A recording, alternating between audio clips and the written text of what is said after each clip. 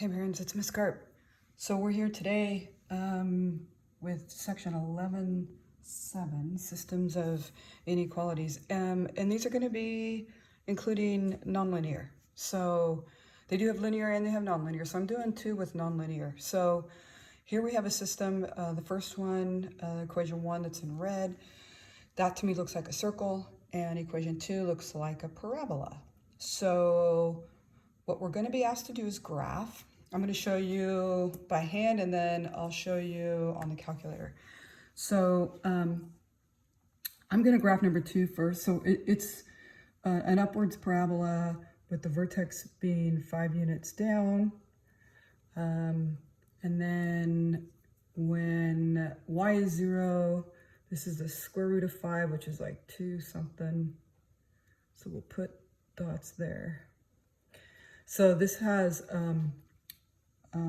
less than or equal to, so I'll make a solid line, and I'm going to sketch this as best as I can. It's a parabola. So it looks like this, but it is solid. Okay, so please don't misunderstand that. All right, so I've got that.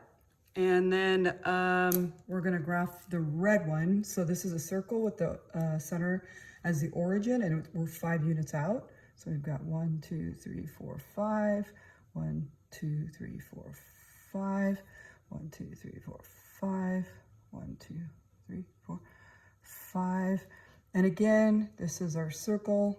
I'll do the best I can with this.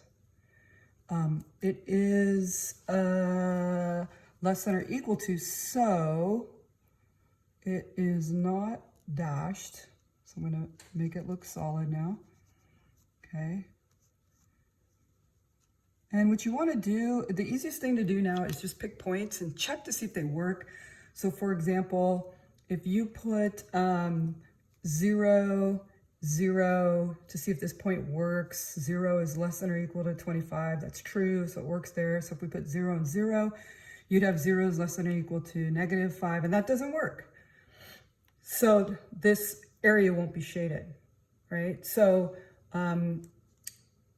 you could pick a point out here. So we could do, say, 1, 2, 3, 0, right? So 3, 0, that gives us 9. That works. And if I did 3, this is 9, and this is 0. This would be 0 is less than or equal to 4, and that would be fine. So it appears it's going to be this side and this side, because it's going to be symmetrical. So the shading that I want then would be in here and in here, and these would be all of my solutions.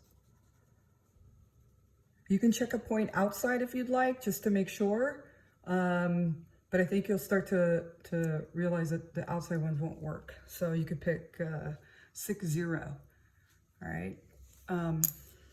Anyway, so with that in mind, we're going to use our calculator to take a look at this. And I already have the equations on my calculator. I'm going to hold this up a little bit. So I have my equations on my calculator. You notice that I actually did the second one first, just because I figured it would be a little bit easier. I just don't know why, but I skipped that one. And then I have these two that act as the circles. So I'm going to go into, scroll over to where there's a rectangle around your blue rectangle, and you're going to push enter and scroll down to where it says the line, and you're going to just switch this until it's less than. So below would be less than, and then we'll go to 1 down, and okay. And so I've got the other one set up. This one has to be greater than, because it's within the circle itself. So you can play around with that, and you can see how that works. So we're going to go ahead and graph these. I got to highlight this, enter, and I got to scroll down and highlight that and scroll down, enter, and this is what it'll look like.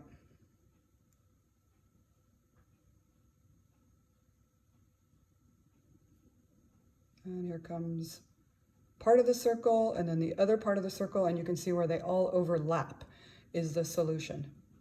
So there you go, Barons. All right, have fun with that.